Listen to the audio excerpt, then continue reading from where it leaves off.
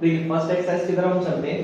तो first exercise में 6.1 में यानी कि 6.1 एक्सरसाइज में पहला क्वेश्चन है। फर्स्ट क्वेश्चन कह रहा है कि ऑल सर्कल्स आर, यानी कि सारे सर्कल्स, ऑल सर्कल्स आर क्या हो सकते हैं? क्या सारे सर्कल्स कॉन्ग्रुएंट होते हैं? क्या सारे सर्कल्स, अगर दुनिया में जितने भी सर्कल बने सबका एरिया सभी का एक जैसा होता है क्या? नहीं, कोई बड़ा भी सर्कल हो सकता है, कोई छोटा सर्कल हो सकता है, तो ये कभी भी कॉन्ग्रुएंट नहीं होंगे, ये हमेशा क्या होंगे? ये सिमिलर कहलाएंगे, है ना? तो ये क्या कहलाएंगे? सिमिलर कहलाएंगे।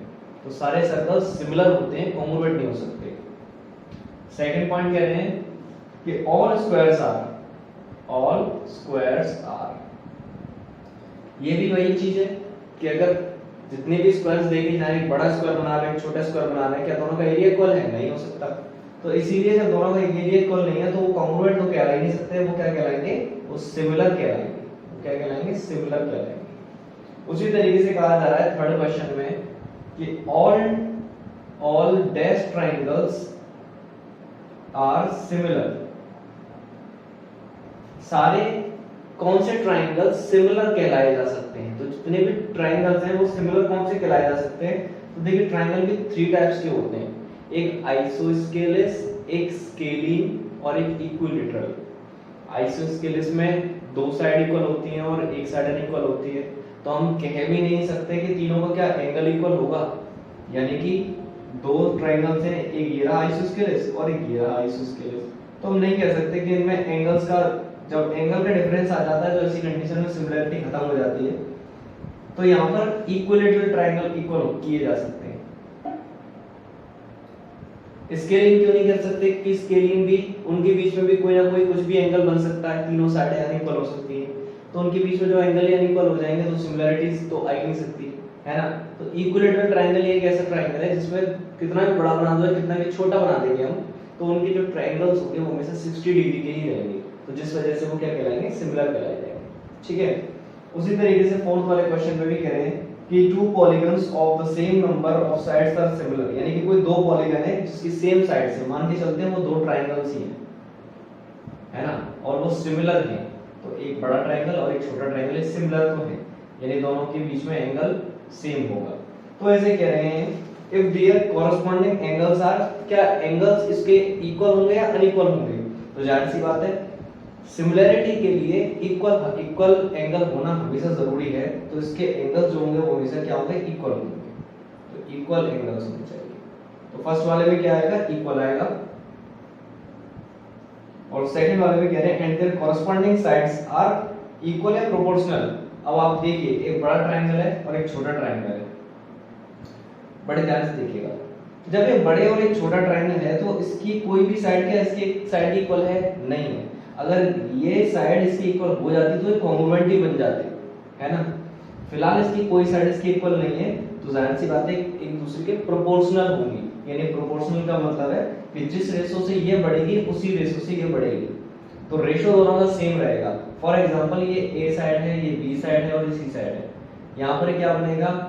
x मान लेते हैं, y मान लेते हैं और z मान लेते हैं, तो इनकी जो साइड्स हैं वो रेशो में बन जाएंगी। फॉर एग्जांपल a/x हमेशा बराबर रहेगा c/z और b/y के, ये इक्वल रहेंगे, यानी कि इनकी जो साइड्स हैं वो हमेशा एक दूसरे के प्रोपोर्शनल रहेंगी। इसी को प्रोपोर्शनलिटी कहते हैं। तो सेकंड वाले में क्या आ जाएगा बच्चों? प्रोपोर्शनल आ जाएगा। आगे कह रहे हैं give 2 different example of pair of similar figures. तो कोई सिमिलर फिगर के एग्जांपल दे दीजिए। तो सिमिलर फिगर कौन कौन से हो सकते हैं? तो देखिए सिमिलर फिगर मैंने अभी आपको बताया, एक बड़ा ट्रायंगल बना दीजिए और एक छोटा ट्रायंगल बना दीजिए, या अगर आपसे पूछा जाए बड़े एक सर्कल बना दो, एक छोटा सर्कल बना दो, है ना? अच्छा, लेकिन उसने एग्जांपल बोला है, तो एग्जांपल में क्या दे सकते हैं? तो एग्जांपल हम दे सकते हैं कि एक छोटा सिक्का होता है, कॉइन होता है, एक कॉइन होता है, और कॉइन के साथ अगर मैं रखूं कुछ भी ले लीजिए, एक सर्कुलर रिंग ले लीजिए, है ना? सर्कुलर रिंग हो सकती है, तो कॉइन और सर्कुलर रिंग एक दूसरे के एरिया के अदर हो सकते हैं, है ना? और क्या हो सकता है? और भी बहुत सारी चीज हो सकती है, जैसे आप बता सकते हैं कोई भी 2 ऐसी स्क्वायर, एक टाइल ले लीजिए, बड़ी टाइल हो सकती है ना, और एक छोटी टाइल हो सकती है। तो इस तरीके से सिमिलर फिगर के आप एग्जांपल बता सकते हैं। ठीक है। थर्ड क्वेश्चन में कह रहे हैं इनमें से क्या है सिमिलर है या नहीं है। तो देखिए एक तो बना हुआ रोम्बस, तो ये बताइए रोम्बस जो है उसके एंगल्स जो है क्या वो इस स्क्वायर से मैच करेंगे? नहीं, ये 90 डिग्री के स्क्वायर्स में होते हैं और इसके अंदर कुछ भी हो सकता है। तो ऐसी कंडीशन में फिगर जो है सिमिलर नहीं कहलाएगा। ठीक है, सिमिलरिटी नहीं बन पाएगी क्योंकि इनके एंगल्स इक्वल नहीं। ठीक है ना बच्चों?